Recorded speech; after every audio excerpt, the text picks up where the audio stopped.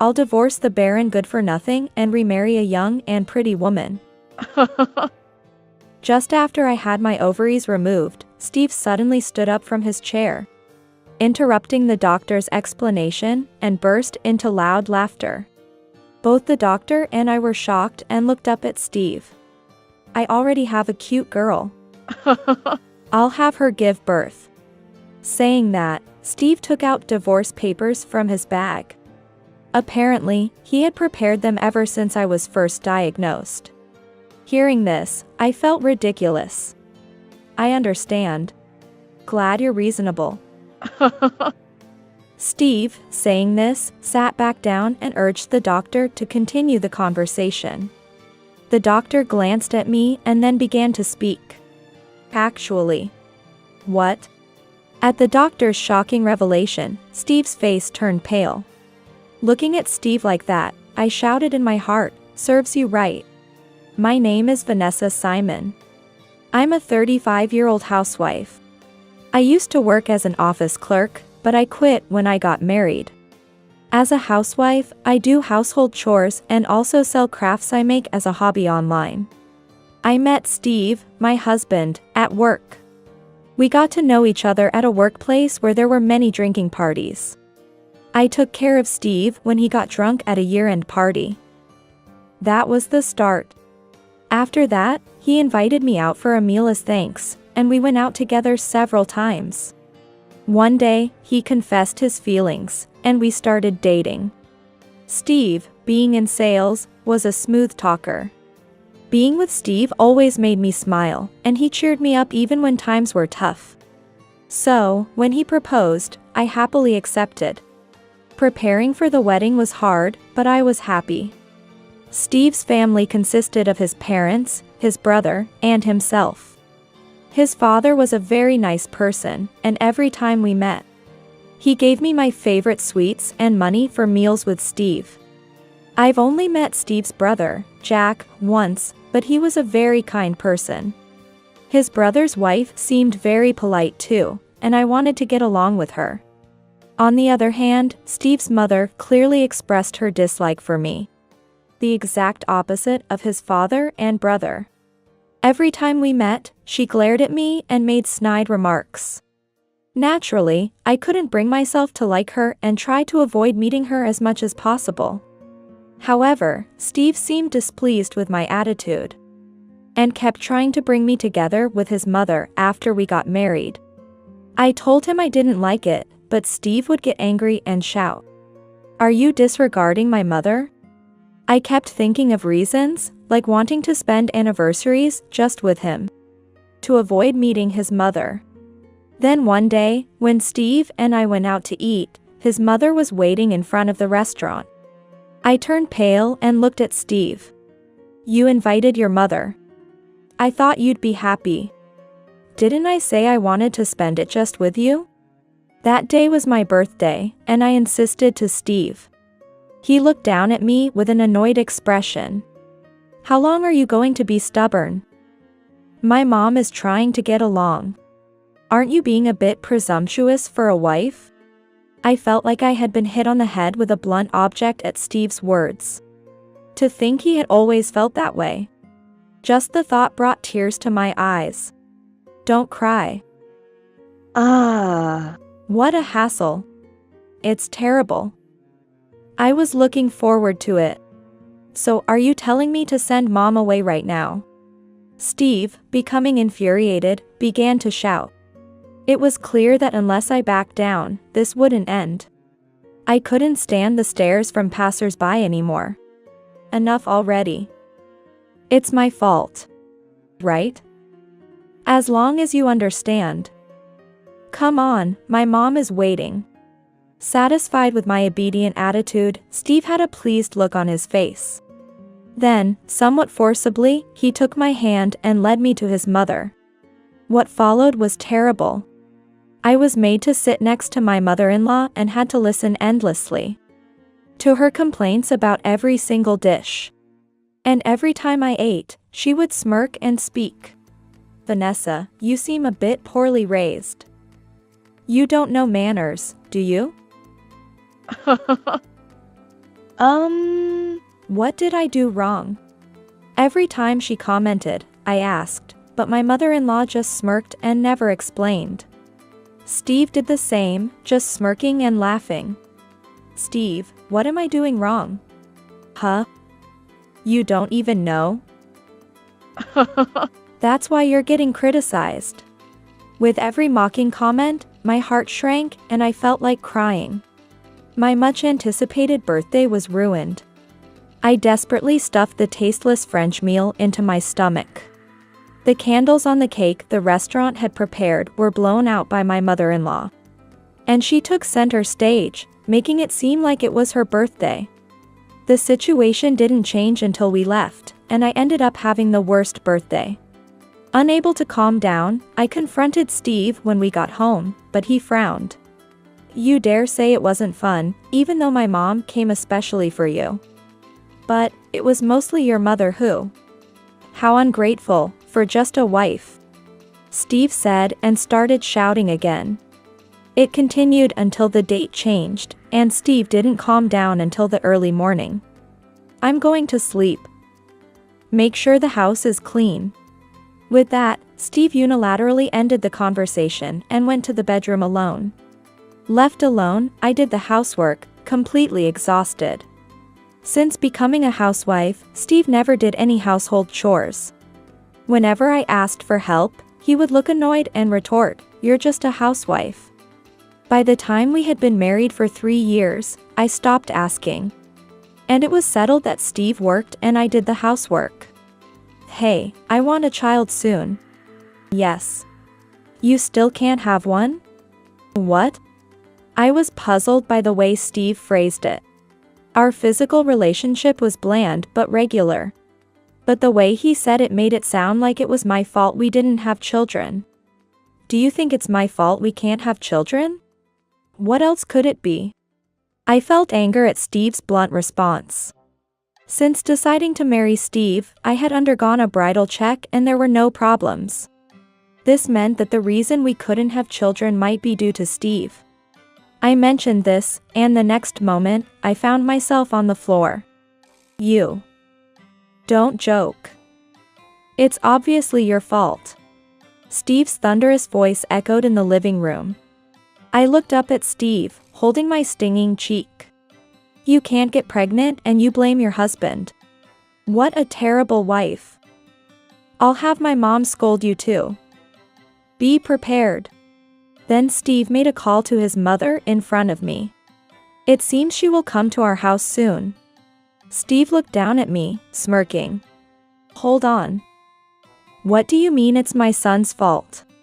And after being supported by him, how dare you say such a thing? As soon as my mother-in-law entered our house, she slapped me across the face. The cheek opposite to the one Steve had hit was stinging and tears welled up in my eyes.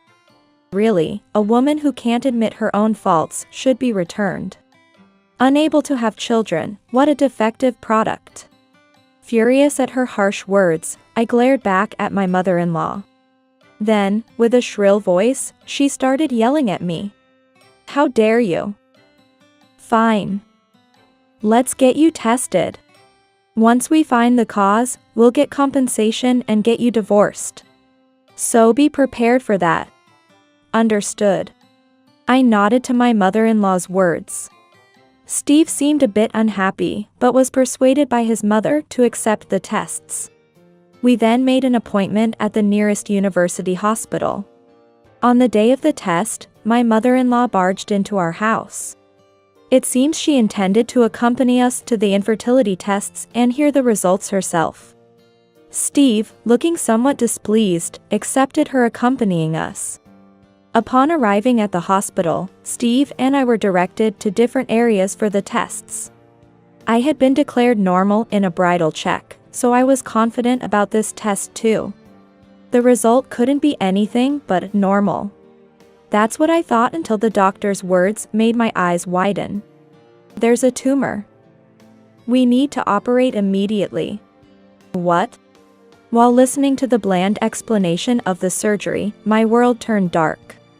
Beside me, my mother-in-law listened intently, but her mouth corners were upturned. showing no sign of concern. Doctor, so does this mean my daughter-in-law can't have children anymore? No, we'll just remove one ovary, so it's still possible for her to get pregnant. However, the chances of natural pregnancy will decrease by about 30%. My mother-in-law exaggerated her surprise at this explanation. Then, glancing at me, she sighed. I was looking forward to a grandchild, what a pity. But, the surgery comes first. Yes, let's start the surgery immediately. I faced the surgery, unable to comprehend the situation fully. When Steve heard the explanation from his mother, he said, see, it's not my fault, and left to drink without even waiting for his results. The thought of my husband going to drink on the day of my surgery, without a word of worry, because the success rate was high, was too much. I was convinced that Steve no longer loved me. Perhaps it wasn't as painful because I had somewhat sensed it all along. I faced the surgery alone. The operation went smoothly and was successful. The wound hurt, but otherwise, there seemed to be no issues. While alone in the hospital, I received a message from Steve. It only mentioned that chores were piling up at home and to not forget to apply for the insurance. The absence of even a simple "Are you okay?" in that message made me feel my affection for Steve disappearing. Then, during a post-surgery checkup, the doctor told me a surprising fact. The doctor had tried to inform Steve about his test results, but he had left without listening. I requested the doctor not to tell Steve for now, and to share the information during a checkup before my discharge, with Steve present. The doctor agreed to my request and kept it from Steve in the meantime. There was no contact from Steve, nor any word from my mother-in-law. Despite the ominous atmosphere, I spent a quiet and peaceful time in the hospital. I sent a message to Steve, asking him to come only on the last day. Then came the day of discharge and the checkup. Steve, unusually, came early in the morning and helped with my discharge preparations, charming the nurses. Thank you. Well, it's the last time, after all. The phrase, "the last time," caught my attention, but since Steve didn't elaborate, I decided it must have been a misunderstanding and didn't press further. When all preparations were complete, Steve and I were escorted by a nurse to the doctor's office, where the doctor was waiting. Ms. Vanessa Simon, there were no abnormalities. Congratulations on your discharge. Thank you, doctor. I thanked the doctor. I could see Steve thanking him beside me. Just as we sat down on the chairs, the doctor was about to speak to Steve. I'm divorcing the barren woman and remarrying a young and pretty girl. Just after I had my ovaries removed, Steve suddenly stood up from his chair, interrupting the doctor's explanation, and burst into loud laughter. Both the doctor and I were shocked and looked up at Steve. I already have a cute girl. I'll have her give birth. Saying that, Steve took out divorce papers from his bag. Apparently, he had prepared them ever since I was first diagnosed. Hearing this, I felt ridiculous. I understand. Glad you're reasonable. Steve said and sat down, urging the doctor to continue. The doctor glanced at me and then began to speak. Actually. What? Steve's face turned pale at the doctor's shocking statement. I looked at Steve and screamed in my mind, "Serves you right." Steve, unable to grasp the situation, was trembling and pale. I sat beside him with a calm expression. What do you mean I'm infertile? It's clear that Steve has no viable sperm. Not only natural conception is impossible, but fertility treatments offer no hope either. Lies. Steve shouted and then grabbed my shoulders, turning to yell at me in pain. You set this up, didn't you? Because I said divorce, this is your revenge? I responded to Steve with a disbelieving voice. Why would I need to do such a thing? I didn't even know about the divorce until you mentioned it here. Is that so? Steve slumped back into his chair, muttering something. Then, after a while, he asked the doctor a question. "Doctor, is it really 0%? Strictly speaking, it's nearly impossible. Unless a miracle happens, natural conception is out of the question." Steve's face brightened up at those words, and he immediately started smirking. "Sorry, Vanessa. Seems like I've made that miracle happen." "What do you mean?"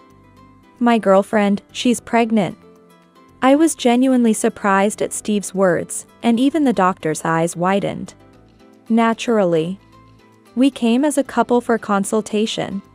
And one of us was announcing the pregnancy of an affair partner. So, I need the divorce done quickly. I've got to get my registry sorted. Steve, in a cheerful mood, looked as if he might start dancing at any moment.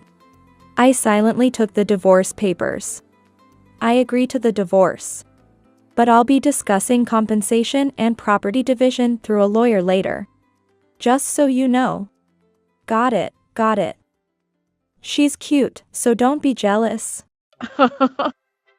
I replied to Steve, who was making unnecessary concerns, with exasperation. Then we parted ways at the hospital. I returned home, and Steve went back to his parents' house. As soon as I got home, I started packing. I also decided to check Steve's study. It seemed he didn't bother to hide anything, as I found plenty of evidence. It appears Steve met his mistress at a bar where she was working. He probably started talking to her while she was on shift. When I opened his computer, his messaging app was open, and I could see everything. There were many suspicious photos, and I sent them all to my phone. Normally, seeing loving photos of your husband with someone else would bring tears. But I was so out of love for Steve that I couldn't cry. Instead, I almost laughed. The next day, I printed the conversations and photos from the messaging app and went to a nearby law firm. The female lawyer there was very kind and listened to everything. She even got angry with him and agreed that we should punish Steve hard. I then sent a letter of demand to Steve at his parents' house. The day the letter arrived, I received numerous calls from Steve. Reluctantly, I answered the phone. "Hey. What's this? What do you mean?" "It's a letter of demand." "Not that." "What's this about compensation?" Apparently, he hadn't listened to me clearly at the hospital. I already explained. The compensation is for your infidelity and verbal abuse. But I told you my girlfriend is pregnant. I can't pay compensation. Isn't your girlfriend gone now? Hearing this, Steve gasped. As expected, he was surprised, and I couldn't help but laugh. "You should have told her you're married." I am now registered with her, so it's not cheating." That kind of selfish argument won't fly. Hearing my incredulous response, Steve started shouting in anger. It seems he had never told his mistress that he was married. I was shocked when she called me right after receiving the letter of demand. She had felt something was off with Steve's father's behavior. And Steve's and his mother's words. She hadn't submitted the marriage registration yet. And told me she was planning to leave the house. I had learned another crucial piece of information. But decided to save it for last. I only told Steve about these 2 points. He was speechless upon hearing them. If you hadn't interfered, I would be happy by now." "No, it's your fault for not telling her." Steve seemed at a loss for words again. I spoke to him with a half smile. "Anyway, please make the payment. I think you're going to have a tough time." "Hey, do you know where she went?" Steve must have been desperate to ask me that. I did receive a call from her, but she didn't tell me where she was going. When I told him that, Steve clicked his tongue. "You're useless. That's why you're cheated on and getting divorced." I don't want to be told that by someone being sued for compensation. What? No matter what he said, it didn't affect me. Instead, everything bounced back on Steve, digging his own grave. His pathetic attitude made me laugh uncontrollably. For now, let's talk with a lawyer involved. I also want you to agree on the documents. All right. I understand. Having finally gotten his consent, I hung up the phone. Then, I lay down on the bed. I'm going to be busy from now on. I took a deep breath, thinking about this. 3 days later, my lawyer and I were in front of Steve's parents' house. It looked more run down than the last time I visited. Oh, you're late. Just come in. As soon as she saw us, my mother-in-law glared at us with an unmistakable look of disdain. I'm right on time. Excuse me for coming in. So cheeky. I'm glad you're getting divorced. As if the sound of grinding teeth was almost audible. My mother-in-law led us into the house with a clenched jaw. In the living room, besides Steve, there was his brother, Jack. I wondered why I couldn't see Steve's father.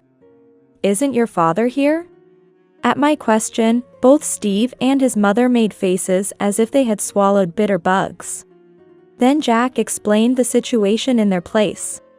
Actually, Dad was furious with Steve and divorced Mom for defending him. What?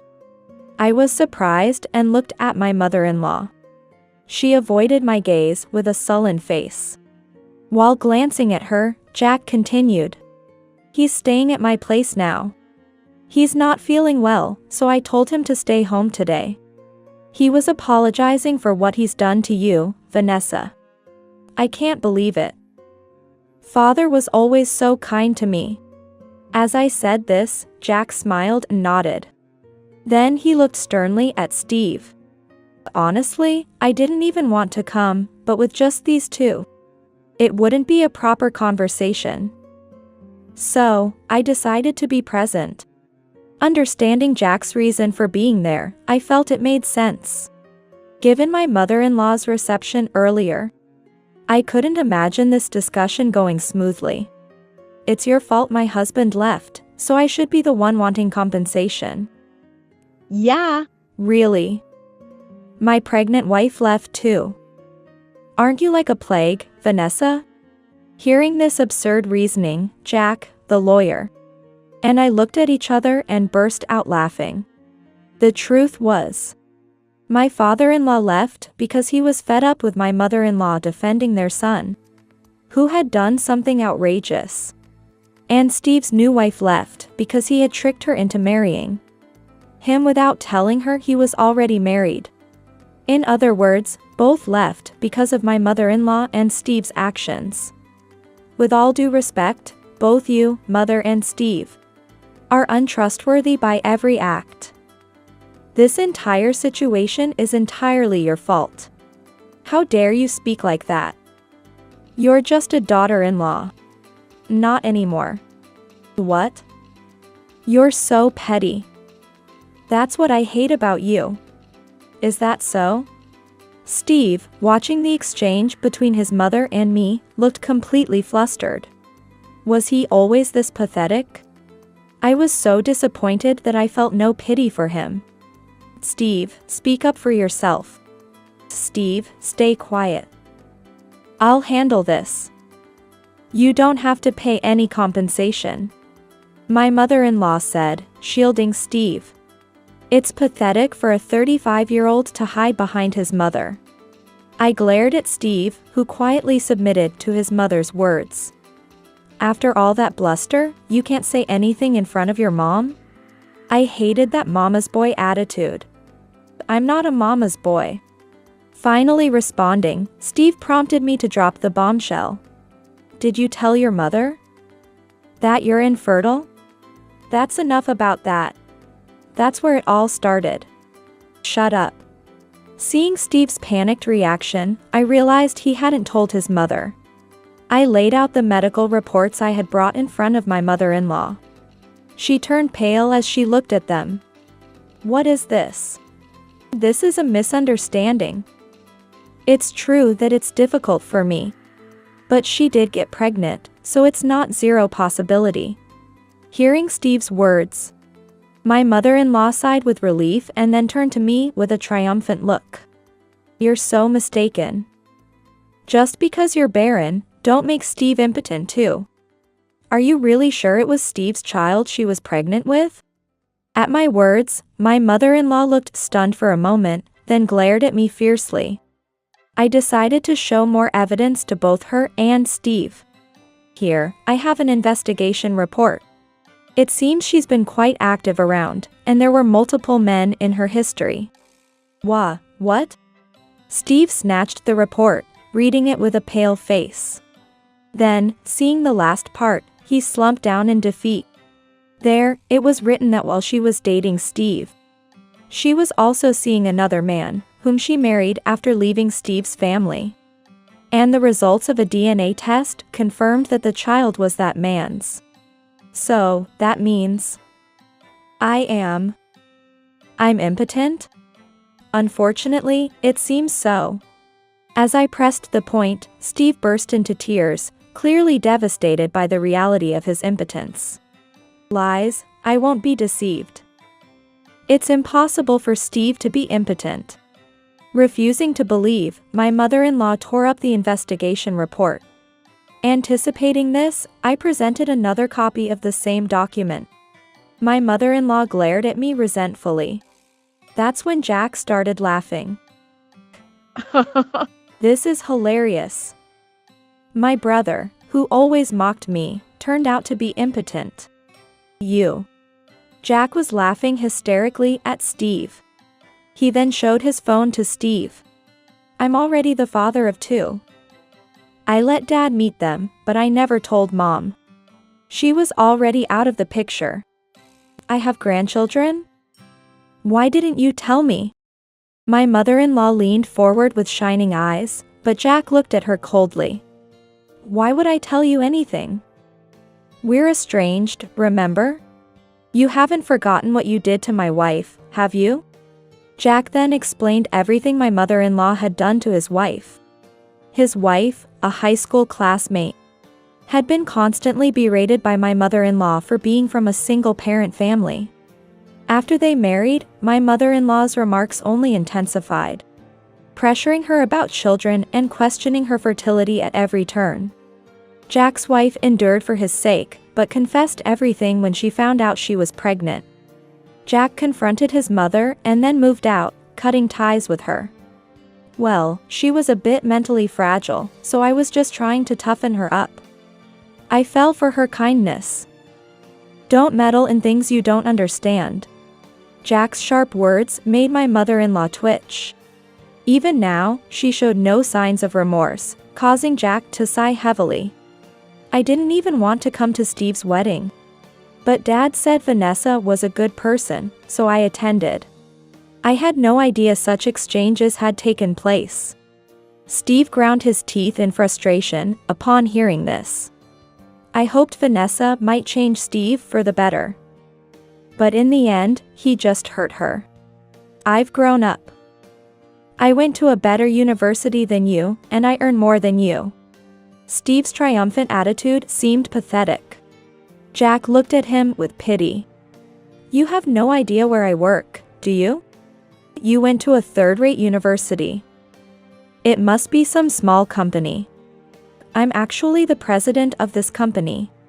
Jack said so and handed a business card to Steve. He also handed one to me, and I was surprised when I saw it. I know this company. Are you the president, Jack? Yeah. That's right. Jack smiled confidently, while Steve just stared at the business card, frozen. No wonder. Since Jack's company was the one that made the custom-made suits Steve loved to wear. Jack, if you're that rich, you can easily pay Steve's compensation. You're his brother after all, just give it to him. That's a joke. I have no intention of paying a penny. Besides, Vanessa wouldn't be satisfied with that. Of course not. I'll make sure he pays it himself. Hearing this, Steve's shoulders slumped. I smiled at him, and he looked at me with desperate eyes. I was wrong, let's start over, okay? Thank you for everything until now. But there's no way I would reconsider, even if the world turned upside down. But Steve seemed utterly defeated, his head hung low. I placed the compensation agreement in front of him and asked him to agree. Well then, I look forward to the compensation payment. Thank you. As for me, this is Goodbye. We won't be meeting again. There was no reply from either my mother-in-law or Steve. Jack and I left them behind as we walked out of their house. A month later, Steve paid the compensation in full.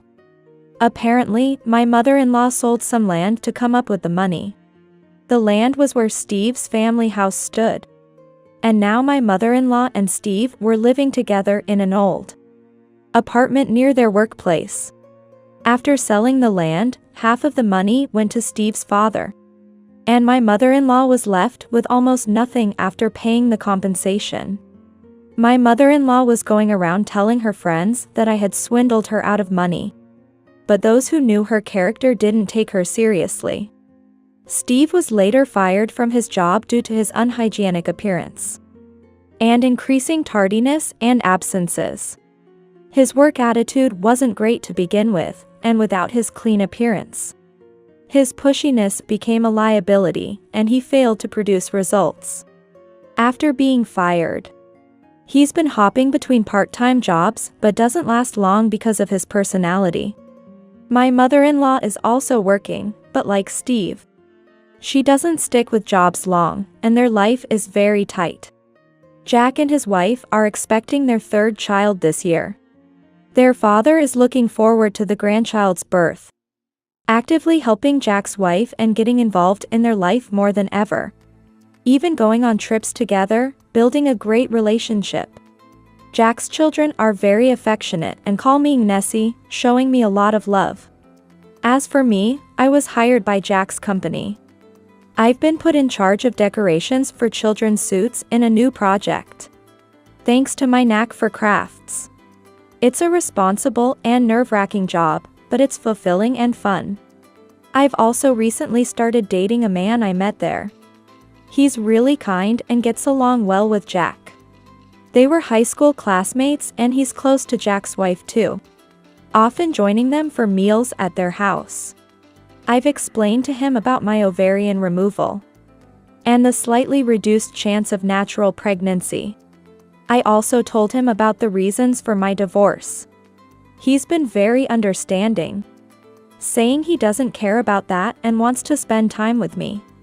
I feel the same, and lately, our routine on weekends has been enjoying our shared hobbies of reading and crafting either at his place or mine.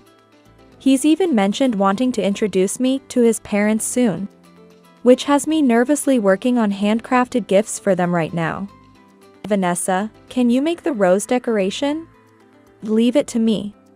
My days are busy but filled with joy and enthusiasm. I'm looking forward to a happy life filled with things and people I love.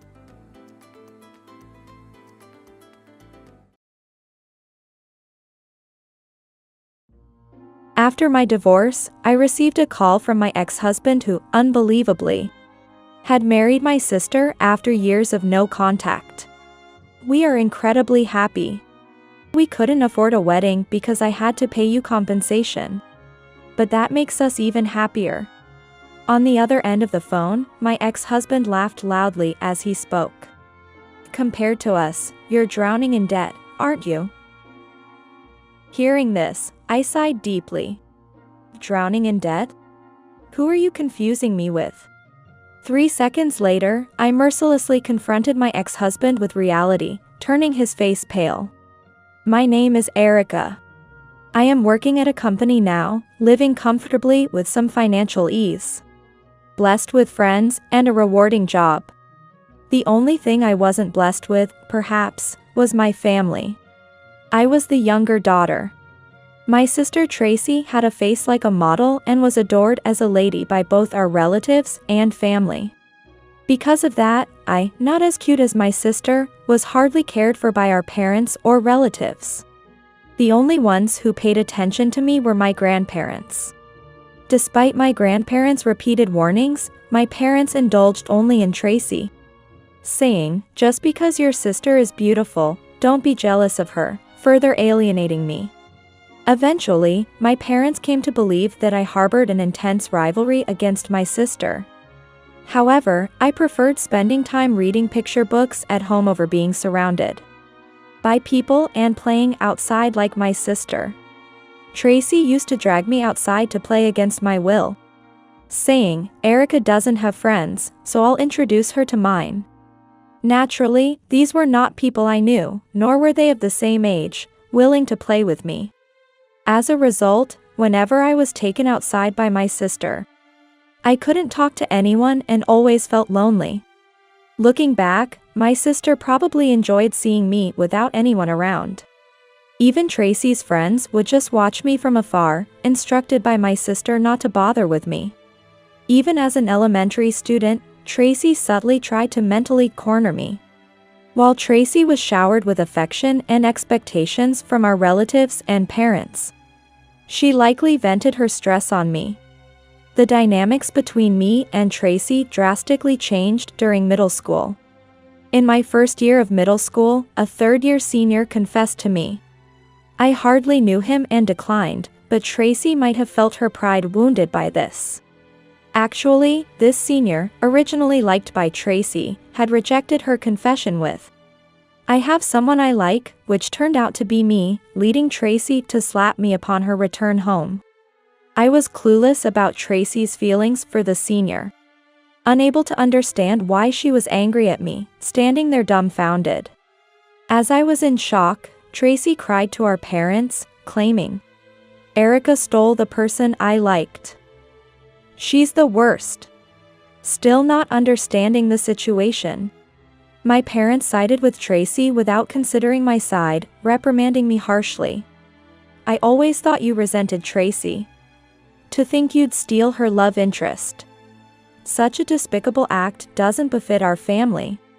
It's not just your looks that make you less attractive than Tracy, it's your personality too." Despite my innocence, I was blamed and ultimately driven out of the house. Fortunately, my grandparents lived nearby, and I ran to their house in tears. My grandparents were furious with Tracy and my parents for hurting me and kicking me out. However, my parents declared they could no longer tolerate my supposed threats to Tracy, saying, "We've forgiven you as a child until now. But if you intend to harm our precious Tracy further, we cannot raise you anymore." My grandparents, finding it absurd to abandon a middle schooler, decided to take me in, realizing that returning to a home with my parents and sister would be worse for me. When my grandparents went to collect my belongings, Tracy had already destroyed everything in my room, leaving nothing intact. My grandparents demanded compensation from my parents for everything. Although my parents reluctantly provided for my necessities during middle school, it was clear they didn't want to. From high school onwards, my grandparents supported me financially, allowing me to attend a school without Tracy.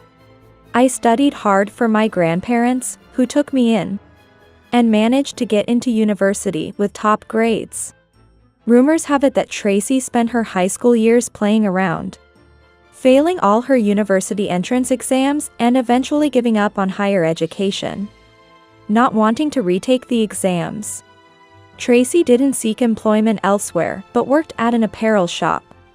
By the time I graduated from university, I had moved on from caring about my parents or Tracy.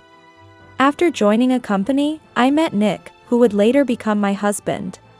His first impression was of a very sincere person. With encouragement from those around us, I started dating him, and we were considered a perfect couple. Nick proposed to me, and I accepted. "I know you've had a rough time with your family, but I think we should at least greet them for our marriage. It's the least we can do. I've talked to my parents, and they agree that greeting your parents is just common courtesy. However, we disagreed on greeting my parents for the marriage. I couldn't forgive my parents for favoring my sister over me. and kicking me out when I was in middle school. So I didn't want to meet them, even for marriage greetings. Nick insisted, saying it was necessary because they are my parents. I've told you before, Nick, my parents kicked me out when I was in middle school. And they believed my sister when she said I stole her boyfriend. I explained the situation to Nick again, but he persisted, believing it was the right thing to do. Nick was well-intentioned. He grew up in a family with strong bonds and surrounded by friends who shared similar backgrounds. So he couldn't understand our estranged family relationship. If we have to meet anyone, meet my grandparents. They raised you, right? Of course, I'll meet them. But I want to meet your parents too. Even if you say so. Just one meeting. Fine, I understand. At that moment, I realized it was a mistake to let his enthusiasm sway me into bringing him to my family home. When I arrived at my family home with Nick, only my sister was there despite having told them I was introducing my fiancé. Where are mom and dad? I asked, to which my sister responded. Considering it's you, they thought you were lying about having a fiancé. So, they went out. You've always been a liar, so they didn't believe you this time either. I'm not the liar here. If anything, it's my sister who has always been deceitful. Nick was surprised too, but he still politely greeted my sister, Tracy. Tracy, on her part, greeted Nick with a bright smile, showing more interest in talking to him than to me. Eventually, my parents returned, and we managed to complete the marriage greeting. However, at this time, my sister Tracy was concocting an unbelievable scheme. After Nick and I visited my family home to introduce him, I started to feel Nick gradually distancing himself from me. I was oblivious until Tracy spilled the beans, but during this time, Nick had been secretly meeting with my sister and our parents. And then, my sister and parents had been feeding him lies about me, telling him that marrying a woman like me would be the end of his life, effectively trying to dissuade him from marrying me. Well, in the end, Nick and I did get married and became a couple. The meddling from Tracy and my parents continued even after Nick and I were married. Gradually, Nick began to believe their lies, and he started not coming home. Eventually, I stopped receiving any responses from Nick. The one who contacted me to suggest we should get a divorce was Nick's mother. I want you and Nick to get a divorce. Ever since I heard about your refusal to greet our parents, I thought it was best not to marry someone like you. When I thought I couldn't get in touch with Nick, his mother suddenly delivered the divorce decree. Right after that, I received a message from my sister Tracy saying, "Serves you right. Your husband is going to marry me. This is what you get for trying to marry before me." Along with photos of her and Nick looking cozy together. Moreover, among those photos were some that clearly only a couple would take, revealing a level of intimacy. I immediately realized that Nick and Tracy had been in a relationship behind my back. And Nick had believed the lies my sister and parents told him, thinking I was the bad one. I could have just faded into the background, but my anger wouldn't allow it. So I took the evidence of the affair to a lawyer. As a result, I was able to demand compensation from Nick and Tracy for their affair. Both of them complained, "Why do we have to pay?" And both sets of parents were angry, saying, "The bad woman is her, not our children." The lawyer could only give a wry smile in response. From my perspective, it was only natural for Nick and Tracy, who had done wrong, to pay compensation. I had no intention of waiving the compensation. Eventually, Nick and his parents managed to come up with the money, and they paid the compensation in full. Don't bother me anymore. But really, that's my line.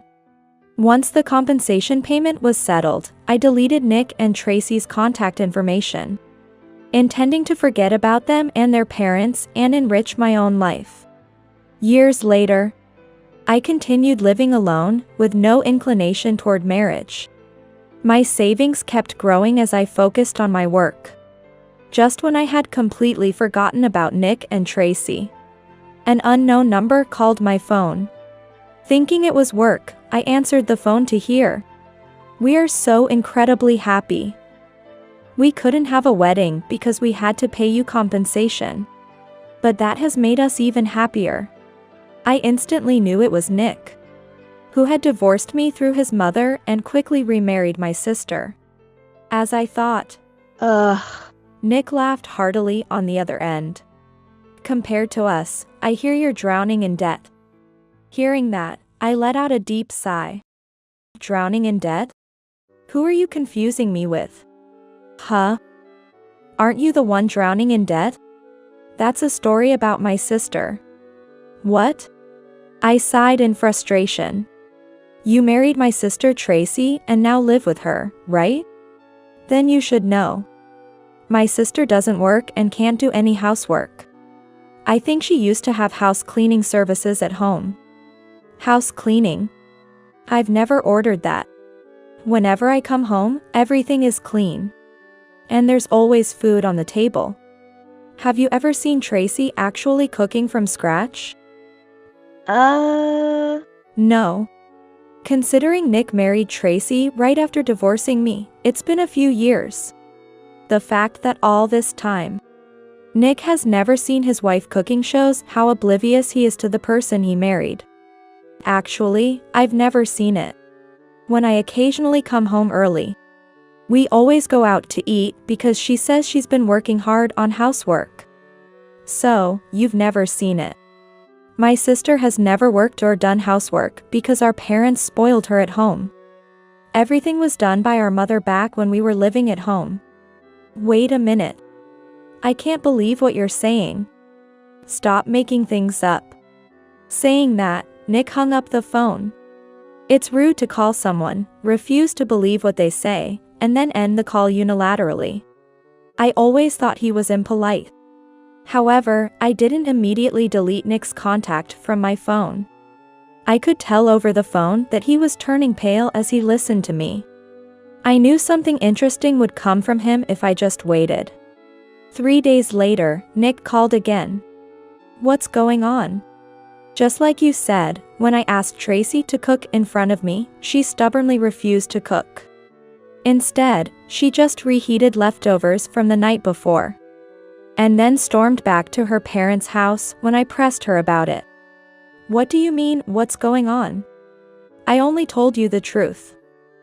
My sister has never done housework or had a job. You just never noticed. Upon hearing my words, Nick groaned on the other end of the phone. Yet, observing how Nick instantly changes his attitude when he begins to doubt someone, it's clear he hasn't matured at all since our divorce years ago. Yesterday, I checked my bank account. More money has been withdrawn from my account each month than I thought. Huh? You let Tracy manage the money? Are you an idiot? My sister has never worked, so she can't manage money, let alone balance income and expenses.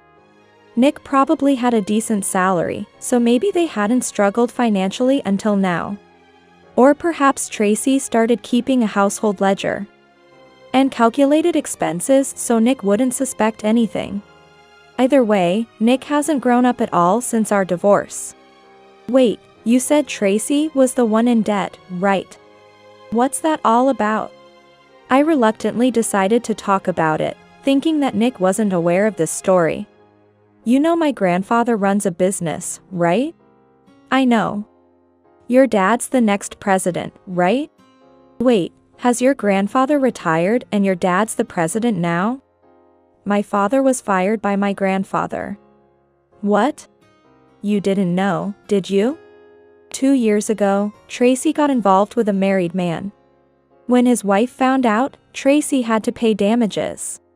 But there was no money at home. So my father tried to use the company's money and got caught by my grandfather. What? 2 years ago? That was after Tracy and I got married. It seems Nick was unaware of Tracy's affair, which I knew about. Likely, my parents did everything they could to protect Tracy and keep it from Nick. I wonder what Nick's parents would think if they knew. They believed Tracy and my parents over me, convinced I was the villain. Now, their son's money has been squandered, and unbeknownst to them, their son has been cheated on.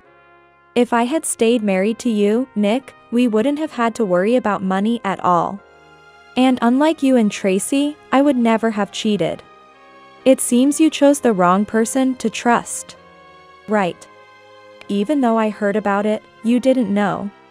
By the way, Tracy's affair partner paid compensation and then divorced his wife. He's still seeing Tracy. Does that mean she's still cheating on me behind my back? Exactly. I wasn't planning to listen to Nick and Tracy's affairs, but there are always nosy people around. Someone has been telling me about Tracy hiring house cleaning and homemaking services while Nick is away. So, when Tracy said I was drowning in debt, oh, that must be about her and my parents. They planned to pay the compensation but couldn't touch the company's money. And since my father became unemployed, now it's just my mom and dad working just enough to support themselves. Tracy had to take out loans to pay the compensation in one lump sum. So, the one with debt isn't Erica but Tracy. What's she planning to do about that debt? What do you mean, what's she planning to do? Since Tracy isn't earning, she'll have to pay off her debts with her working husband's money. What? Nick, why are you surprised now? This should have been obvious. I'm going to divorce Tracy. I had no idea she was like this. I was astounded. Nick fully believes my words just because after confronting her, my sister fled back to our parents' house. And he discovered that more money than expected had vanished from his bank account. This reminds me of how Nick suddenly stopped believing in me years ago. His behavior hasn't changed at all. However, well, staying with someone like Tracy will never lead to anything good. It's better to divorce her. Surely, Tracy and my parents will lose their easy source of money once Nick leaves her. Erica. You're still single and working, right? How much do you have in savings? You wouldn't have a problem living with me, right? If it's a choice between marrying you and staying single, I'd choose to stay single without hesitation. Goodbye. I hung up the phone and blocked Nick's number. I've saved up about $600,000, but I have no intention of telling him about it. Nor do I plan to get back together with him. After realizing getting back with me was impossible, Nick still tried to make Tracy pay for deceiving him by first investigating her affair and demanding she pays compensation for cheating. However, when Tracy's parents, who adore her, intervened with a husband should forgive his wife's affair, Nick's parents got involved too. The audacity. Pay the compensation and let's divorce, was shouted in front of the family home after a long argument. Eventually, they divorced, and compensation was paid, but now Nick and Tracy, after all the cheating drama and the fact that Tracy was once married to her sister's ex-husband, are left feeling embarrassed in their social circles. As for me, since my father was fired from the company, I've been welcomed into my grandfather's business for successor training. I'm working hard every day to be recognized as a worthy successor, in gratitude to my grandfather who never abandoned me.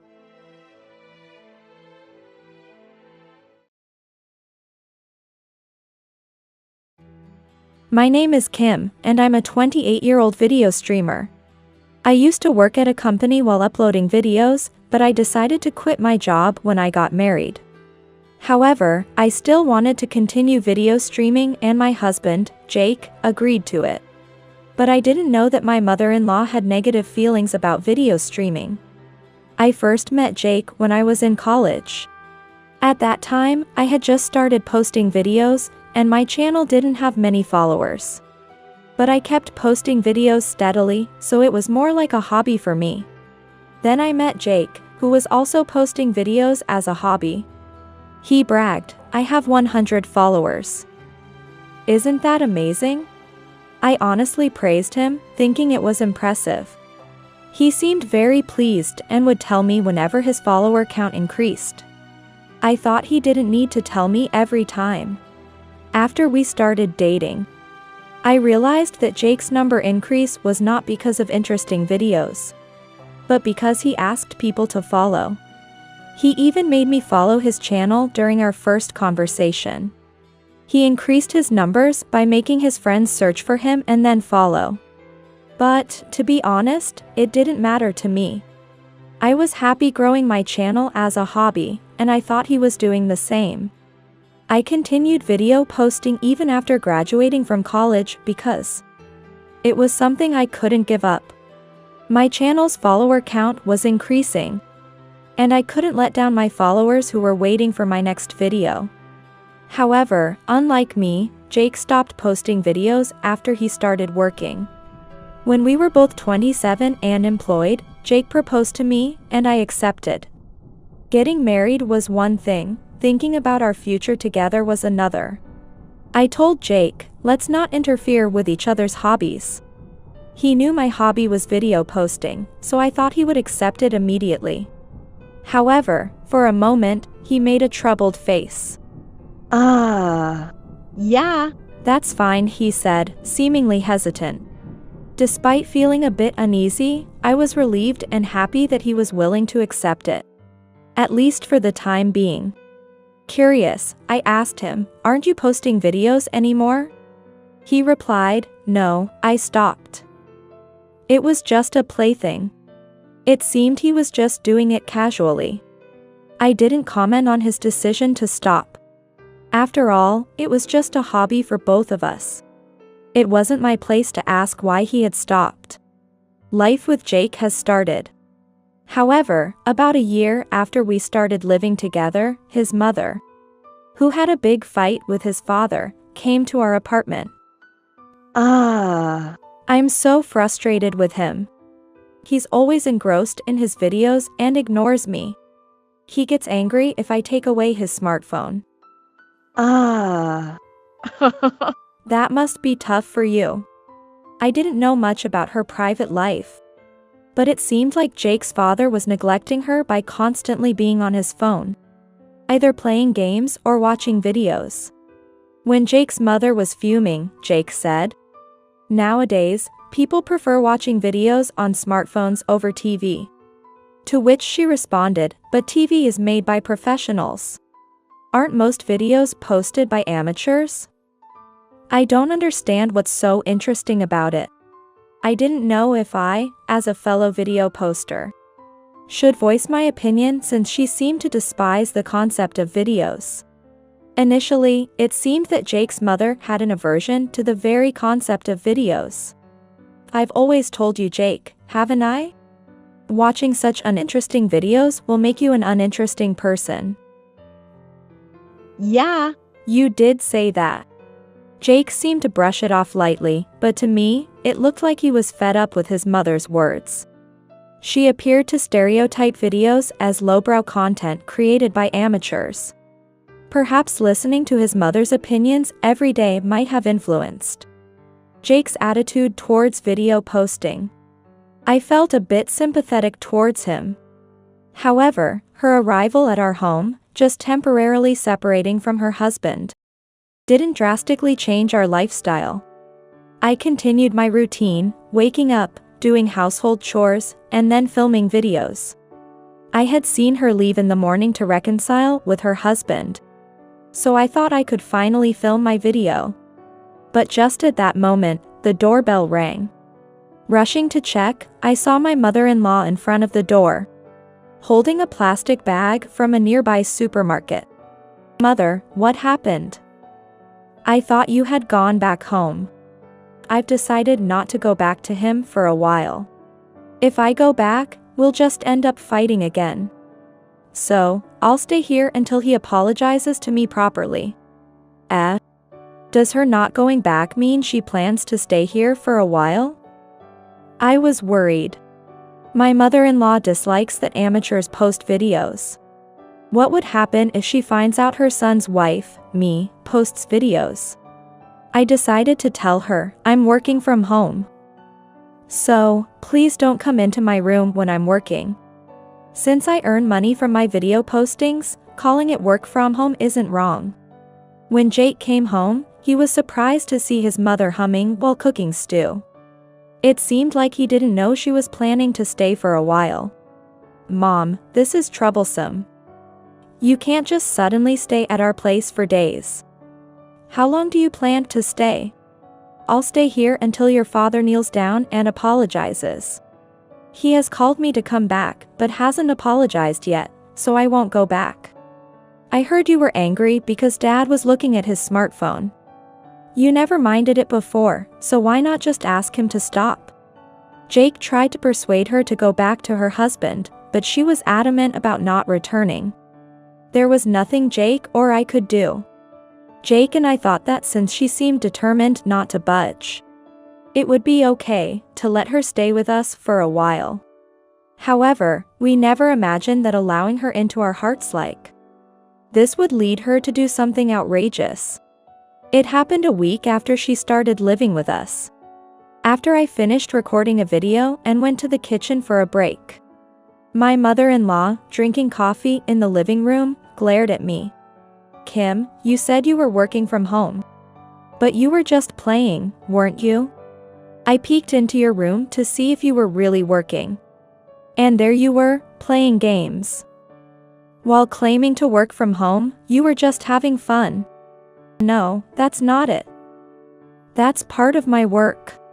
I couldn't possibly explain to my video-hating mother-in-law that I'm posting videos. The gaming was part of a game commentary. Even when I insisted that it was my work-from-home job, she just kept glaring at me. You were attracted to Jake's salary and got the idea of getting married to marry him, didn't you? After marrying Jake, you get to live lazily every day without working, don't you? Oh, that's really despicable. You married my son just to enjoy life using his money. Misunderstanding the situation, my mother-in-law went off on a tangent. I didn't know how to stop her. Just then, Jake came home. Before I could ask for his help, my mother-in-law blurted out something unbelievable. My son earns a salary of $90,000. Don't be so smug, you work from home parasite. Get out now. This apartment is rented by my son. There's no place for parasites here. I thought, no, I earn 3 times that amount. By posting videos, you can monetize them once you meet certain criteria. I have been fulfilling these monetization requirements since my university days, and have consistently continued to post videos. As a result, I am now earning 3 times the annual income of Jake. But I never know when this might end, so it's hard to call it a stable income. However, it's unfair to label me a parasite and try to kick me out just because she saw me playing games. Seeing his mother shouting at me, Jake, who had just returned home, was taken aback. He then took my hand and led me to my room. My mother-in-law was surprised, but she quieted down when she realized Jake wanted to talk to me. What could he possibly want to discuss? Jake had stopped video streaming a long time ago, and like his mother, he might not think highly of my video postings. What if he tells me to stop? What if he asks me to leave the house? I have money, but being kicked out is awful for anyone. I must have looked pale at that moment. Then, Jake said to me, Kim, what exactly happened? I was surprised. Of course, Jake had only seen the part where I was being unreasonably told to leave by his mother. So, he asked me what had happened. I was expecting Jake to say something terrible to me. So I was genuinely shocked that he wanted to listen to my story. Then I told Jake everything. How his mother had peeked into my room while I was recording a video, saw me playing a game, and started calling me a parasite. Jake frowned. A game? You mean, she saw you doing a game live stream and called you a parasite? I nodded. Although he had stopped, Jake used to post videos like me. So he understood that I wasn't simply playing games. But if Jake was influenced by his video-hating mother, he might be disappointed in me. I was scared. Thinking that Jake might say something unpleasant, he then placed his hand on my shoulder. Actually, I was planning to tell you something for your upcoming birthday. Along with a surprise gift. Eh? I've been thinking about building a house with a soundproof recording studio. I've been saving separately for it aside from our home savings. I was speechless for a moment, not understanding what Jake was saying. He was supportive of my video posting. Why a soundproof studio? Didn't you have a bad image of my video posting? Why did you think that? The main reason was that my mother-in-law hated videos and such. But there were other reasons too. Remember when we got married and promised not to interfere with each other's hobbies? You hesitated a bit, right? That was... He answered while scratching his head shyly. I proposed to you because I wanted to marry you, Kim. But then I realized that I might interfere with your personal time. And possibly disrupt your video posting. You mean, you didn't want to disturb my video shooting? Exactly. Then, why did you call video posting just a plaything? That's because compared to you, Kim, who diligently posts videos every day, I wasn't posting anything interesting and didn't do it daily. Compared to you, mine seemed to be just a plaything. I respected you and wanted you to continue video posting. I know video posting can be unpredictable and doesn't always provide a steady income. But don't worry. I'll work and support you. I was utterly surprised. Jake, who usually doesn't say much about my video posting, was thinking so much about me. Hearing his words, I realized how silly it was of me to imagine that he'd side with his mother to kick me out. Our marriage isn't something that can be broken by a mere misunderstanding. However, the fact remained that we needed to deal with my rampaging mother-in-law. What about your mother? What should we do? Actually, I talked to my dad in detail. Apparently, he was using his smartphone for work communication. At that moment, my mom tried to talk to him, and he was busy on his phone. So she suddenly got angry. Getting angry over that is a bit much. Moreover, it was the first time my father-in-law was seriously engaged with his smartphone. Yet, my mother-in-law began to rage, causing trouble for us, her son and daughter-in-law. My father-in-law, who asked her to come back but only received demands for an apology photo, was fed up with her. Indeed, under those circumstances, it's understandable that my father-in-law is tired of her. Even if my mother-in-law were to return home now, he said he has no intention of accepting her back. So, what's going to happen now? I've already called my dad, so he'll come and take mom back. I thought you wouldn't be comfortable filming videos with mom around. I've been discussing this with him for the past few days. How long had he been planning this? To think he was considering evicting his mother for my sake. I blushed a little at the thought of how much my husband must love me. Unaware of our situation, seeing Jake and I coming out from my room, my mother-in-law said, "Oh, Kim, have you finished packing your things? A parasite like you needs to leave quickly." With Jake completely on my side, I wasn't afraid of anything. Jake glared at my mother-in-law, who was calling me a parasite. The real parasite is you, Mom. Have you ever contributed to the household expenses since you've been here? You've done nothing, and yet you continue to stay in this house. You're the parasite. Parasites should be kicked out, right? So, please leave. Jake spoke firmly, not letting her argue. My mother-in-law, who hadn't expected her son to tell her to leave, clung to Jake. No, I won't leave. This is my house. Then do as you like.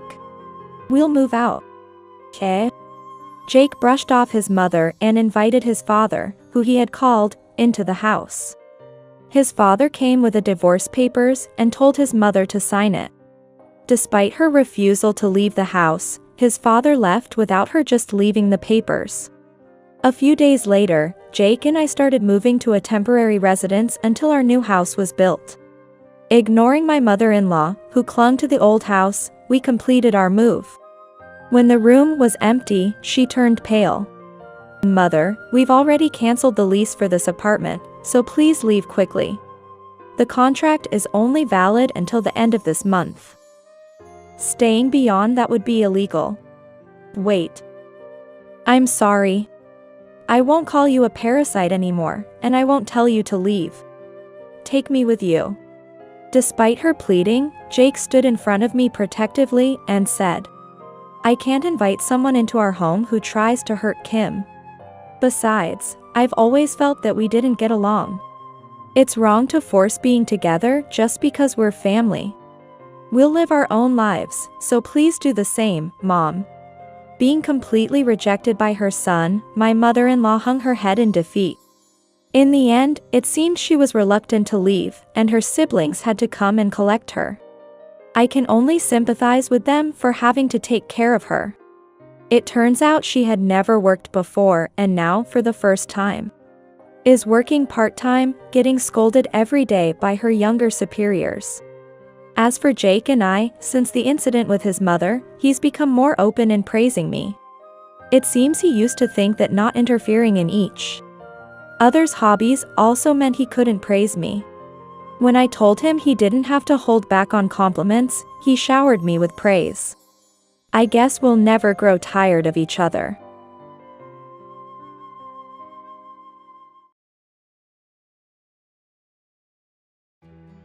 Can you lend me some money to go to the hospital? Late one night, my 8-year-old grandson, Max, came to our house, dragging his leg in pain. Even for an adult, it's over an hour's walk to our house. What on earth had happened? I noticed scrapes and blood on various parts of his body. Exhausted and in pain, his eyes were vacant, and he seemed on the verge of collapsing. "I absolutely won't lend you any money." My husband, enraged, stormed off somewhere after yelling at the innocent child. Afterward, his unexpected actions shook me to my core. I am Vicky Morris, 60 years old. My husband and I lived alone. Our son and his wife lived in the next town.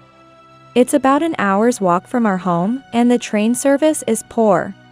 So a car is essential for traveling.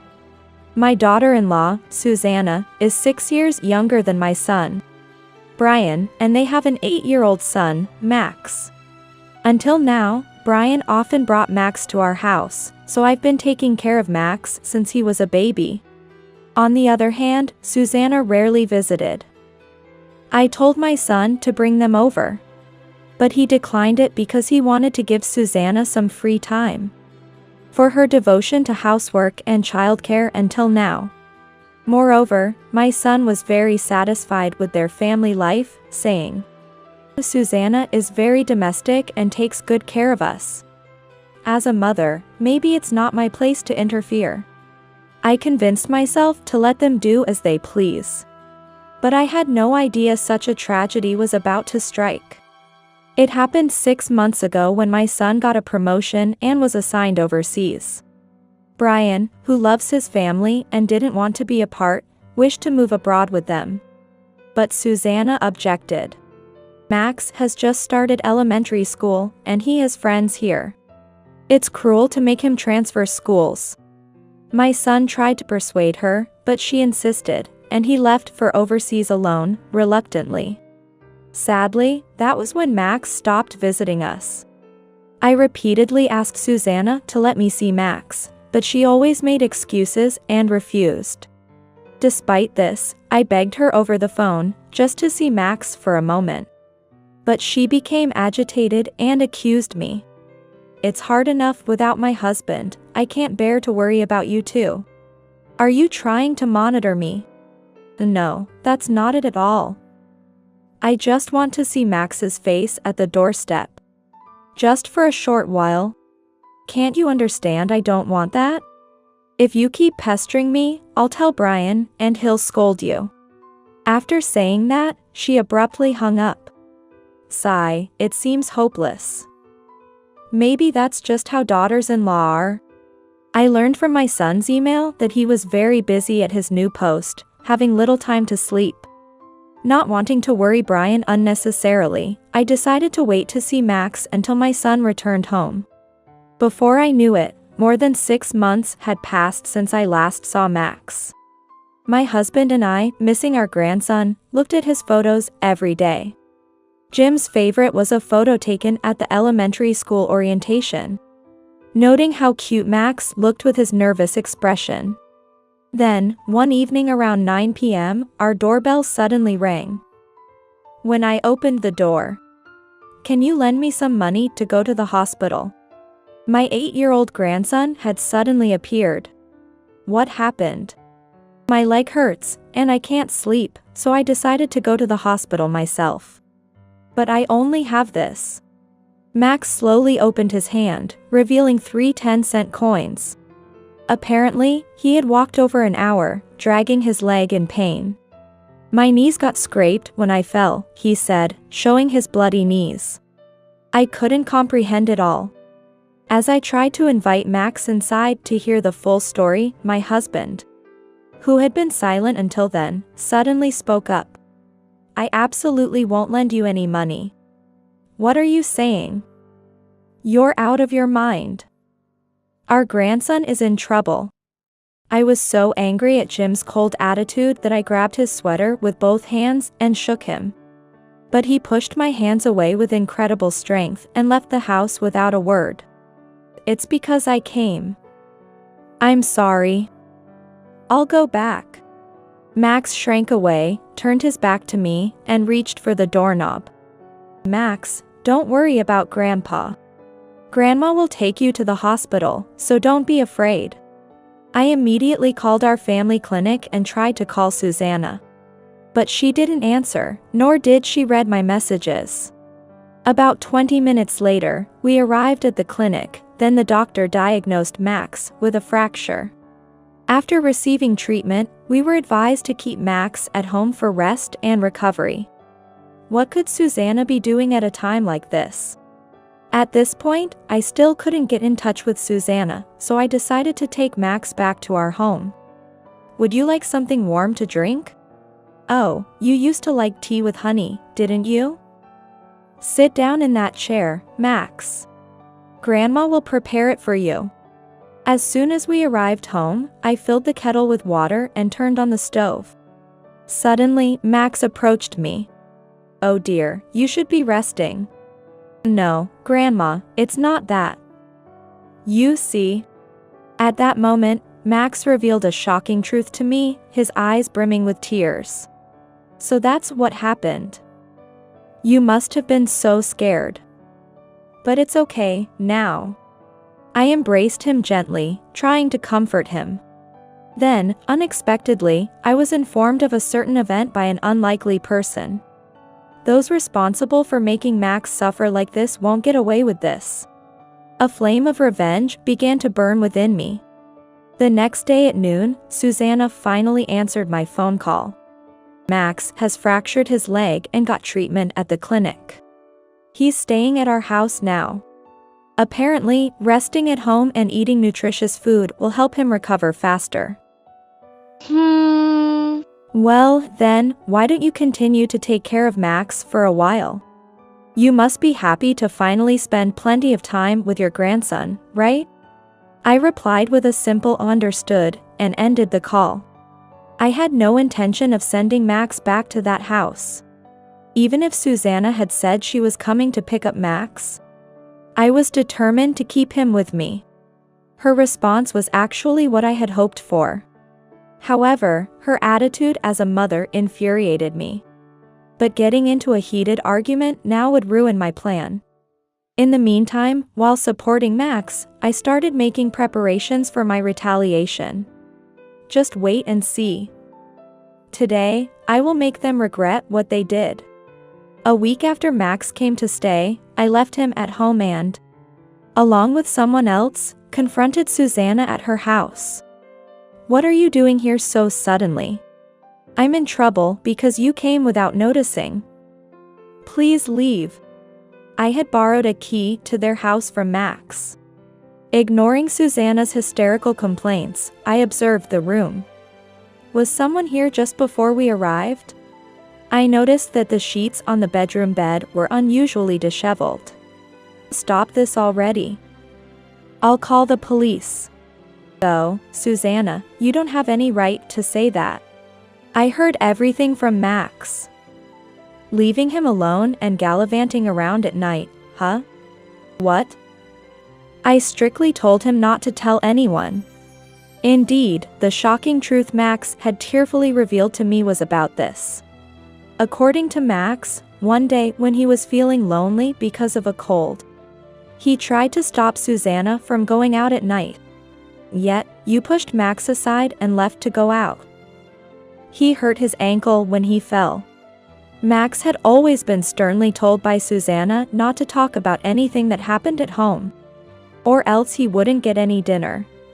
But that day, unable to bear the pain, Max thought, maybe my always kind grandparents could help. Relying on his memory, he dragged his painful leg all the way to our house. "If you have money for branded goods, you should have taken your son to the hospital." Opening the closet, I found it stuffed with expensive-looking bags and clothes. Max had confided in me, "Mom always has beautiful clothes and bags. But she doesn't care about me." I had guessed that Susanna's belongings were flashy and expensive. I was trying to distract myself from the loneliness of Brian being away by shopping. "So your son is also to blame." As Susanna pointed at me with a vein bulging in anger, a deep, authoritative voice echoed from behind me. "Shut up. I saw you cheating with my own eyes." The speaker was undoubtedly my husband, Jim. He had joined me in confronting Susanna at her house. On the day Max came to us for help, Jim had shouted, "I won't lend you any money," in anger and left. Initially, I was furious with him. But his anger was directed at Susanna. Overwhelmed, he had blurted out those words without thinking. He had gone straight to Susanna's house after leaving ours. "I saw you getting into a car driven by a man. And I'm certain it was Max's first-grade teacher." Jim recognized the teacher because he looked at Max's school orientation photo every day. After Max confided the truth, I was informed of Susanna's secret meetings with Max's former teacher. "I heard from your lover too. You wore revealing clothes to parent-teacher meetings and aggressively pursued him." After hearing my husband's testimony, I confronted the former teacher at school. He admitted to the affair, regretting it, then promised to resign and return to his hometown, never to see Susanna again. "Were you staying here because you didn't want to be separated from that man? Not for your child?" "No, that's not it." I pointed out to Susanna that she didn't take Max to the hospital because she feared being exposed for pushing and injuring him. And she was worried that if Brian, a doting father, found out, he might cut off her allowance. It seemed I had hit the nail on the head with the truth. Susanna's eyes darted around, unable to hide her agitation. But after a pause, she defiantly said, "If I plead with Brian, he will surely forgive me. He's totally smitten with me. He's head over heels in love with me." "Susanna, enough is enough." "Brian, when did you get back?" My son, Brian, who had been informed of everything by me, had returned home urgently to see the truth for himself, believing Susanna might pretend to be innocent in his presence. Brian watched everything secretly from hiding. "I've heard everything. I can't forgive you. Your attitude towards my parents is too much. I want a divorce." "Wait, just a minute." It was just a moment of weakness. Plus, Max is only 8. He's better off with his mother.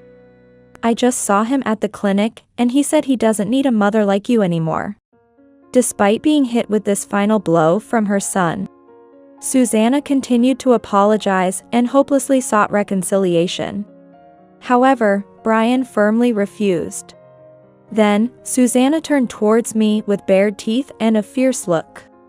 "This is all your fault. Now he's leaving me. How are you going to take responsibility for this? That's your own doing. Plus, I heard you've always seen Brian as nothing more than a cash cow." I had been sniffing around about Susanna, checking her background against the wedding guest list to see if she had any hidden tales. "And I'll be sure to tell your parents everything, so be prepared for that."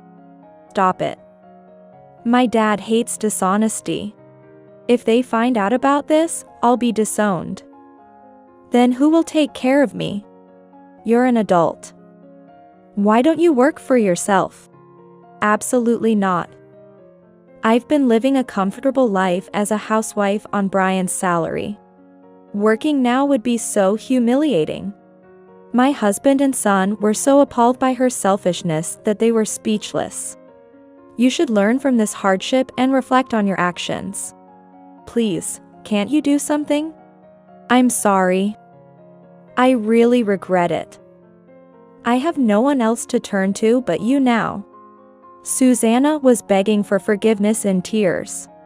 However, I just looked at her coldly, giving no response.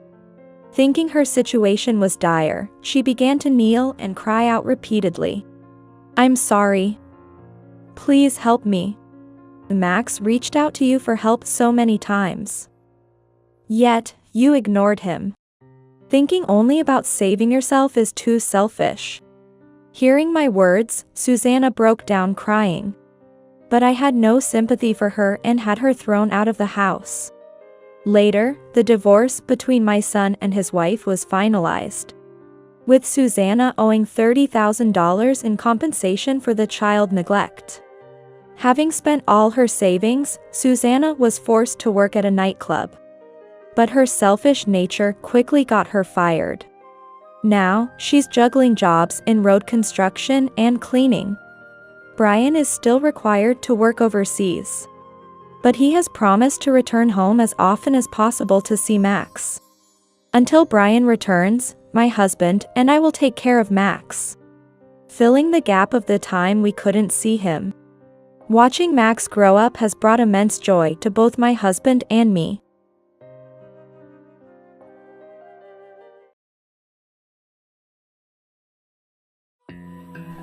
"I'm going to start a new and happy life with her. You can live on your own, right? You'll be fine." The husband who abandoned his daughter with pediatric cancer, that changed my life. Even my mother-in-law, who was an ally, ended up siding with Sam. I realized there were no allies left here. That's why I decided to take revenge on my husband, to protect my precious daughter. My name is Jessica. I'm 33. I live with my husband Sam and our daughter Erin. I met my husband when I was a college student, and after dating, we got married. We had Erin, and we're living an ordinary but happy life. But then our happiness suddenly crumbled. Erin was physically weaker compared to other kids. She often caught colds and frequently complained of headaches. When I told my husband about this, he said with a bit of a downcast look, "I was also weak as a child. Maybe she inherited my constitution." My mother-in-law said, "Children get stronger each time they catch a cold when they're little, just like my son did." Although I was anxious about having our first child, worrying too much would only cause Erin unnecessary stress, so I focused on providing nutritious meals to improve her health as much as possible. "Erin, today's dinner is hamburgers and Caesar salad." "Yay! I love Mom's hamburgers." However, God can be cruel, and one night Erin suddenly suffered severe abdominal pain. Her suffering was different from usual, giving me a bad feeling, so I woke up my husband.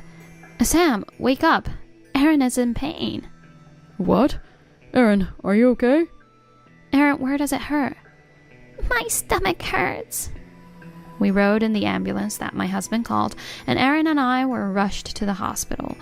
At the hospital, the doctor told us shocking news. I'm terribly sorry, but your daughter has pediatric cancer. Pediatric cancer? Aaron? Doctor, my daughter can be cured, right?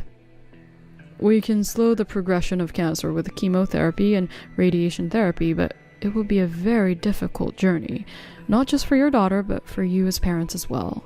Are you okay with that? My husband and I looked at each other. I couldn't bear to see Aaron suffer for treatment. Aaron was immediately hospitalized, and I blamed myself. Sam consoled me, but I couldn't face my parents or mother-in-law.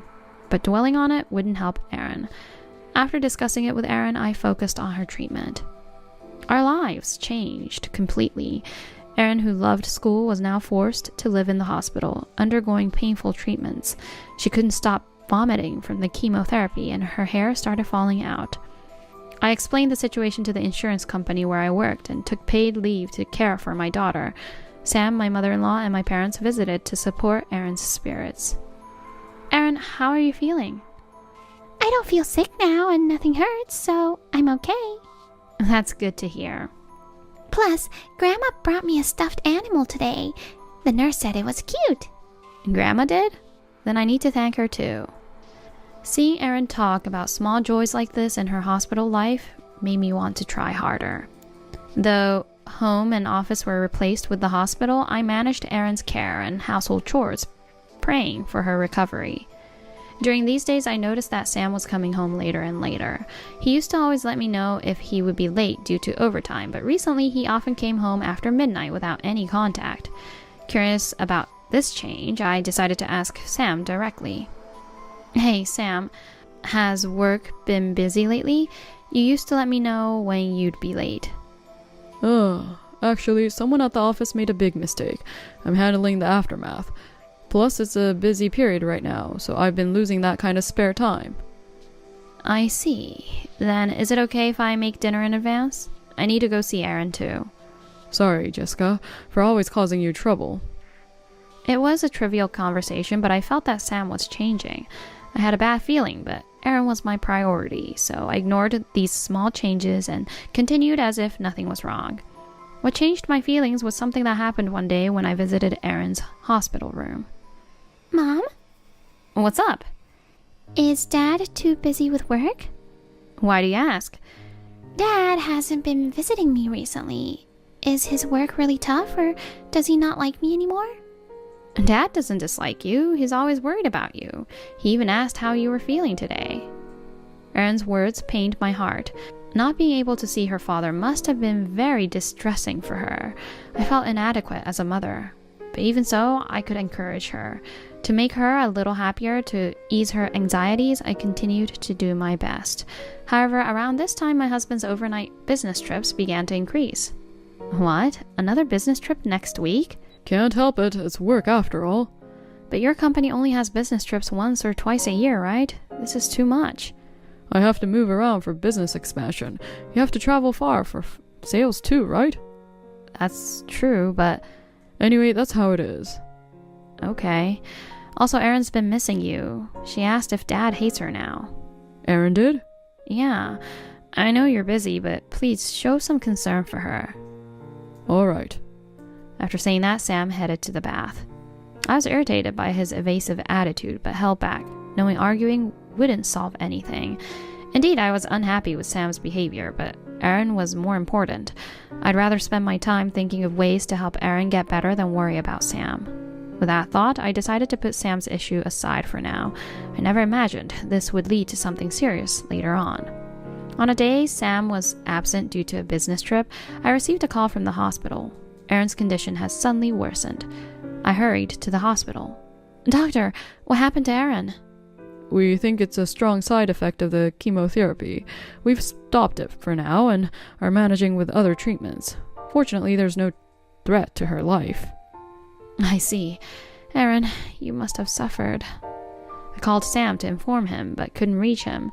Assuming he was at work, I contacted his office. Then I was met with a shocking revelation. Sam wasn't on a business trip. In fact, I was told by his company that he was on paid leave for Erin. Upon confirming the busy period of Sam's company, I learned it was indeed busy earlier, but now things had settled down. I was confused. I visited my mother-in-law's house to discuss this matter. Oh, Jessica, what's wrong? Sorry for the sudden visit. Actually, I told her everything. I mentioned that Sam's phone was off and unreachable. He must have been seduced by some strange woman. All right, let me know when Sam comes back. I'll give him a piece of my mind. Thank you. Despite my unheeded words, I hoped Sam would listen to his mother. I felt relieved at her supportive words, but things didn't go well. Later, when Sam returned from his trip, I informed his mother, but judging from Sam's behavior, it seemed she hadn't spoken to him, and there was no change. Moreover, his unauthorized overnight stays increased, and our savings were inexplicably dwindling. Initially, I thought, was Aaron's treatment always this expensive? But after comparing hospital receipts and living expenses, it was clear something was off. Gradually, fights with Sam increased. Even my mother-in-law started throwing harsh words at me and treating Aaron poorly. She stopped visiting Aaron at the hospital. Considering her age, I thought it was inevitable, but her behavior seemed distant.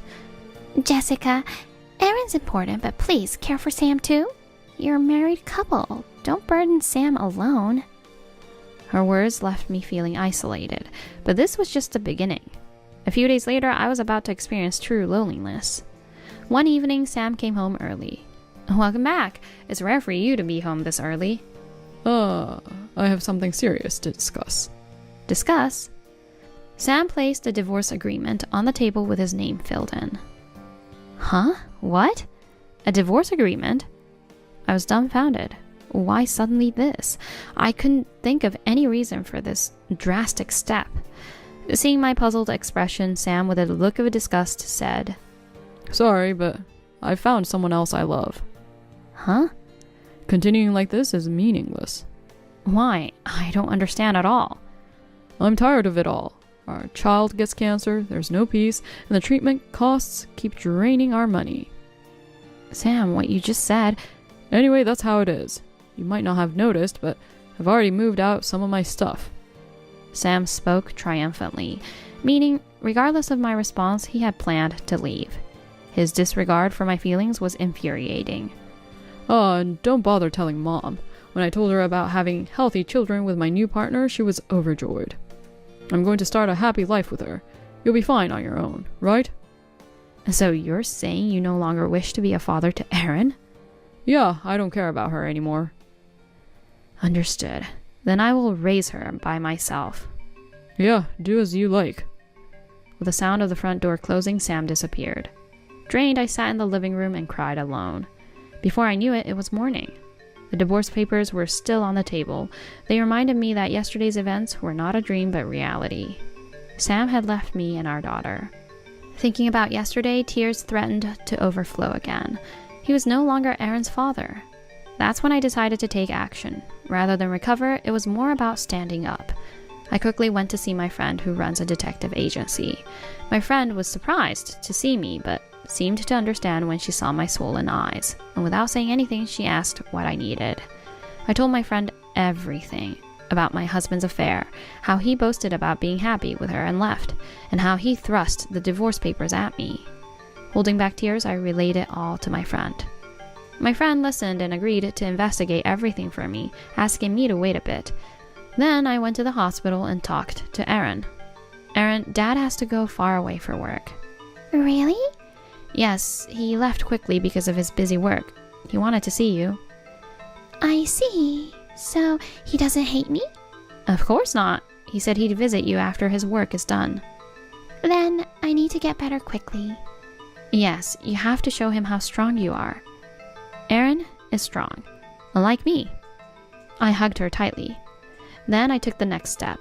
I told my parents about the divorce. I mentioned the falling out with my mother-in-law and asked them to come live with us. They happily agreed, and Aaron was overjoyed when I told her. Hey Aaron, Grandpa and Grandma are going to live with us. Really? Yes, they're looking forward to living with you. Yay! The house Sam and I lived in was originally bought by my parents for us, so I decided to remodel it for my daughter and parents. I resolved to gradually erase my husband's presence from it. After a while, my detective friend sent me a lot of documents. photos of my husband and his mistress commuting together happily, and pictures of the mistress walking shoulder to shoulder with another man. I had asked my friend to identify the mistress. Though he thrust the divorce papers at me, luckily I was the one to submit them. Grateful that my husband didn't force me to sign, I still hadn't submitted them. Soon after, my friend sent me information about the mistress. Her name was Wendy, apparently only 24 and quite pretty. But she had relationships with various men and repeated unwanted pregnancies and abortions. I wondered how to use this information. Imagining the downfall of someone who hurt others for their happiness made me feel a bit naive. I paid my friend the regular fee and a tip. I copied the evidence of the affair and first stormed into my husband's company. I pretended to be there for an interview. I told the interviewer that I wasn't really there for an interview, but to inform them about the affair between my husband and a staff member. I handed the interviewer copies of the affair documents. I added, maybe he's misusing company resources too. The company, especially the person who is my husband's department head, expressed gratitude. He had heard a lot about Wendy. That's why he never doubted anything. He regretted encouraging my husband by allowing his leave. He promised to investigate and take appropriate action. Next, I went to my mother-in-law's house. Though she had been misled by Sam, her actions were terrible. I felt I had to confront her with reality. When I rang her doorbell, she answered promptly. Hello? Oh, Jessica? Sorry for the sudden visit. You divorced my son, didn't you? Well, what do you want now? It's about Sam and Wendy. No problem there. Wendy might be young, but she seems responsible. Would you say the same after seeing this? I presented her with a copy of the affair evidence. I don't know what Sam told you, but while Aaron was suffering, he was casually traveling with Wendy. And Wendy has been involved with other men besides Sam. How? Why? As she looked at the documents, her face drained of color. I said, I even received a completed divorce agreement from Sam. I haven't submitted it yet, but I'm keeping it as the final blow. With just a word of farewell, I left. Since then, I confronted Wendy's parents with the evidence of the affair and slowly regained peace in my hectic life. One evening, as Aaron and my parents and I were spending time together, the doorbell rang. Wondering who it could be at this hour, I opened the door. Jessica. A shabby-looking man called my name. His body was thin, unshaven, and his clothes were disheveled. I recognized him from the mole under his left eye. It was Sam. What? Sam? Yeah, it's me, Sam. What are you doing here? I'm sorry for suddenly saying we should divorce. A lot has happened since then. I reflected and realized that my true family is only you and Aaron. I remembered what my friend had told me. According to her, Sam and Wendy, who were supposed to be living happily, began to have a falling out one day. They stopped commuting together and constantly fought at what was supposed to be their love nest. Jessica, you haven't submitted the divorce form, right? I only showed it to you as a threat. I've committed a terrible mistake. Please, let me in. Sam said this hurriedly. His eyes seemed unfocused. Hey, Sam, is that really the only reason? As I asked this, Sam awkwardly looked away while saying, Yes, but... I couldn't help but chuckle. There had to be a reason why Sam was so desperate to reconcile, and it was quite a special reason. Even if you say that, I won't give you Aaron's inheritance. Yes, Aaron had inherited from my late father-in-law. He adored Aaron, his first grandchild. He wrote in his will that he wanted this inheritance of $30,000 to be used for Aaron's future. Sam, busy with work at the time, didn't know about this. Aaron was still young, so I had been putting the money into an account I had set up for her upbringing. I had used about $10,000 of it for her treatment, but a significant amount was still left in Aaron's account. Probably Sam had heard about this from his mother. That was the reason he approached me. Oi, inheritance? No way!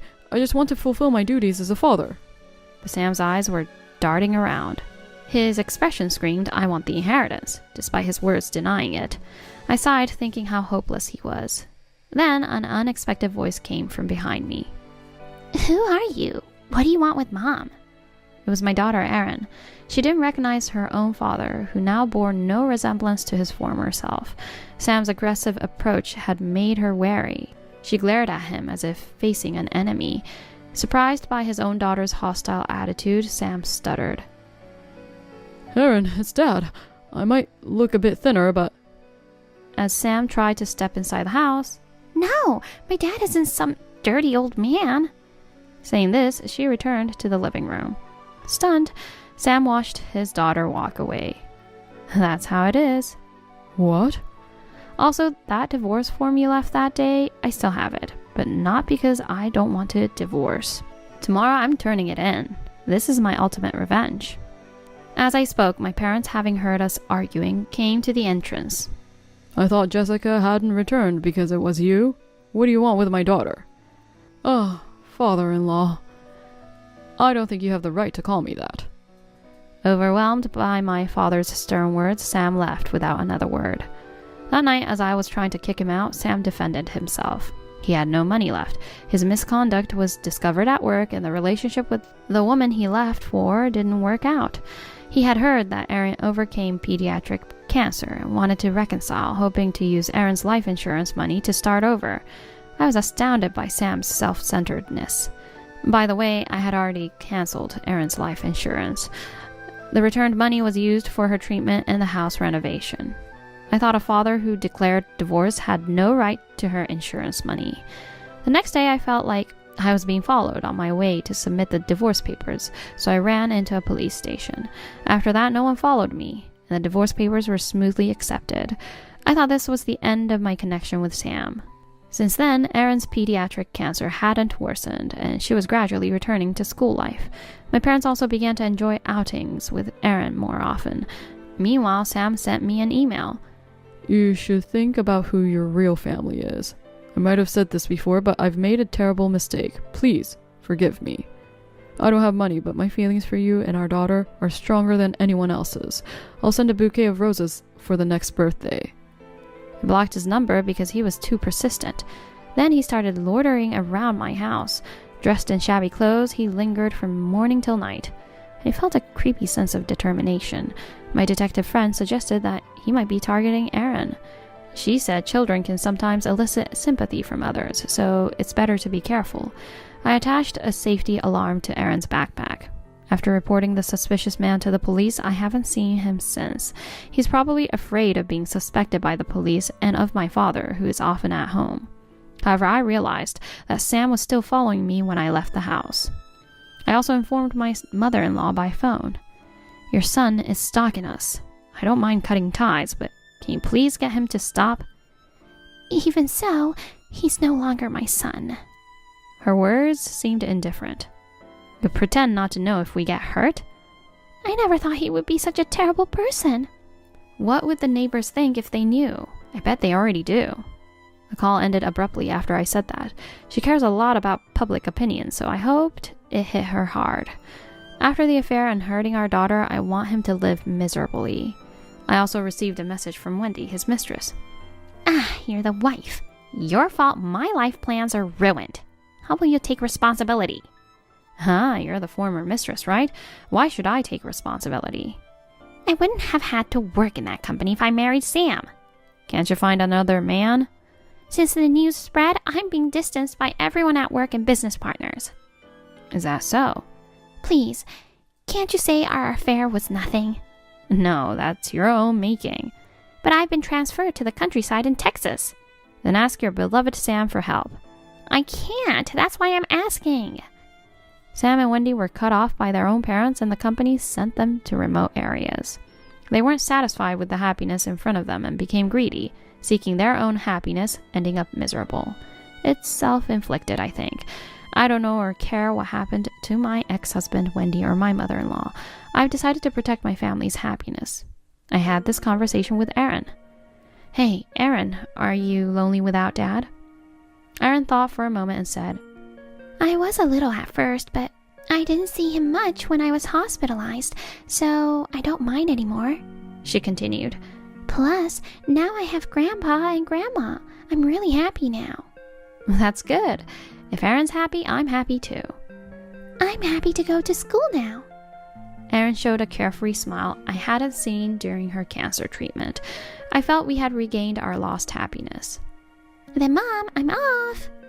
Erin, with her small body and big pink backpack waved at me. Yes, have a good day. Be careful. I thought about how I'd continue to spend happy days with Aaron and my parents.